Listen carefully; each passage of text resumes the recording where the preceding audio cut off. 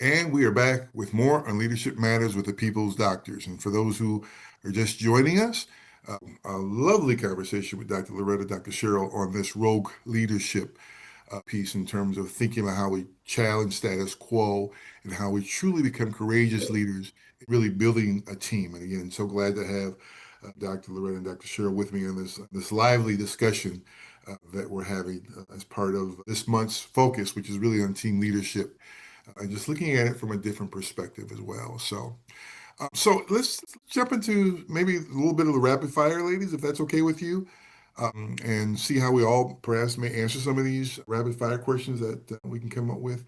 So let me throw this first one out, and I'll throw it to you first, Dr. Cheryl, and you, Dr. Retta. One rule every leader should break immediately. I'm gonna be rogue and say pass. Okay. All right. Okay. And Um, I think consensus. You don't need to have consensus. okay. Um, can I chime in on this one? I would say um, the leader in the room always have to have the answer. Stop it. You don't have to. As a leader, you don't always have to have the answer. Value your team's intelligence and their input and their assets as well. All right. You still passing that, Dr. Sharon? Still passing? Yes. Okay. All I right. love both of your responses. Oh, Great. okay. All right. How about this next one? Best sign that a team is ready to step up. Best sign that a team is ready to step up.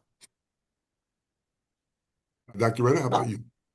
When they show initiative, that you don't Mhm. always have to give them something to prod them to come up with ideas, but that they actually show some initiative on their own. I like it when people do that. Okay. Dr. Cheryl? I'm gonna say trust. They Mhm. trust based on their results, based on their demonstrated capabilities, and based on good character. Okay. Yep. And I like both of those. I like it when team members start asking better questions, right? Instead of waiting for better instructions, taking the initiative to some degree. So, all right, Dr. Cheryl, how about this one? Worst thing a leader can say when their team is in a rut. I'll say something negative. Okay. It could be worse. Okay. I don't think you should ever say that. It could be Okay. worse. You're right. I go along with this is just how we do things here. It's the way it is. Okay. And wrong answer. Okay, Dr. Retta, one word that describes a rogue leader done right. Visionary. Okay. Dr. Cheryl. Um, Courageous. Okay. I'm going along with courageous too. So since we've been talking about it, so okay. Last one for the rapid fire. Finish the sentence, Dr. Cheryl. The leader who plays it safe is really risking what?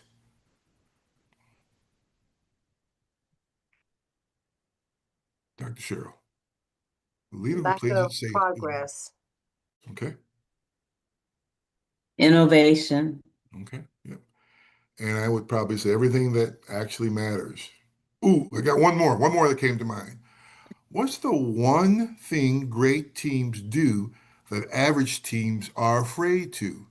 Dr. Retta. The one thing, okay, having those hard conversations, I think. Okay. Having those hard conversations. Okay. They knowing that I can talk to my colleagues no matter what I say is the psychological safety. I can do that, but having those hard conversations. Okay. Dr. Cheryl, how about you? I love the difficult conversations, and I also think great teams look beyond what is and envision what's possible. I think what came to mind when this question popped up is the thing that average teams do. What's one thing great teams do that average team is tell the truth to each other. I think we wear these masks. I keep going back to this mask. We all of us wear masks, and sometimes we hide lots of stuff.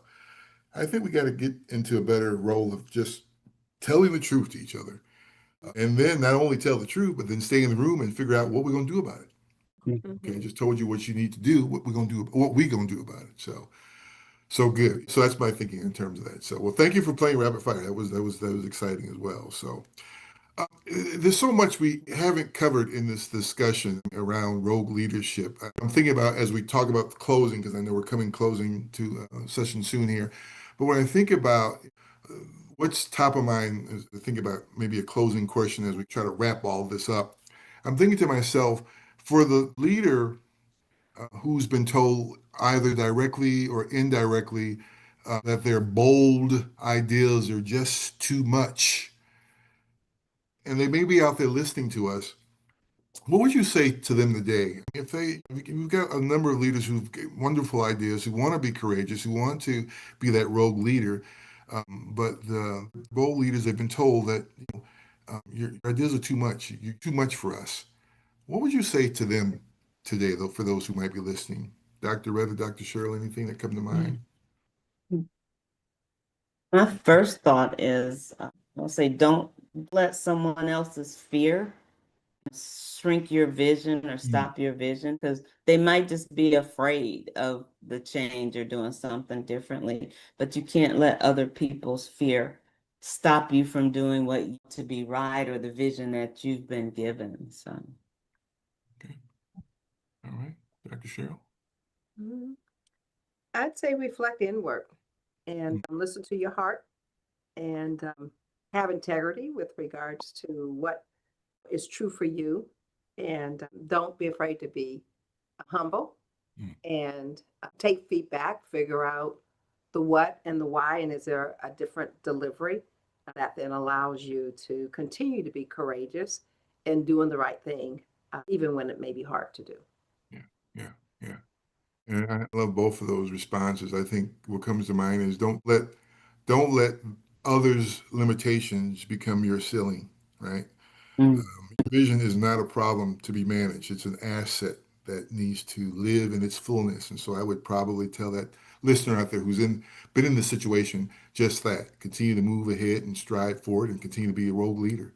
I mean, live you be you, as you've often have heard me say as well. So, wow. Well, we're coming to an end. Any last comment, things you might want to offer up, Dr. Cheryl, Dr. Loretta, as we can close this out? I mean, we really needed to dedicate, 5 hours to this particular topic, but we didn't have a lot of time. Anything that comes to mind last minute as we close out? There actually is a quote from Jackson Brown Okay. Jr., and he says, "Live so when your children think of fairness, caring, and integrity, they think of you." Mm, I like wow. that. I Wow. like that. I like that. Wow. Um, just based on this conversation, using the word rogue leader, courageous leader, which I really like, courageous leader.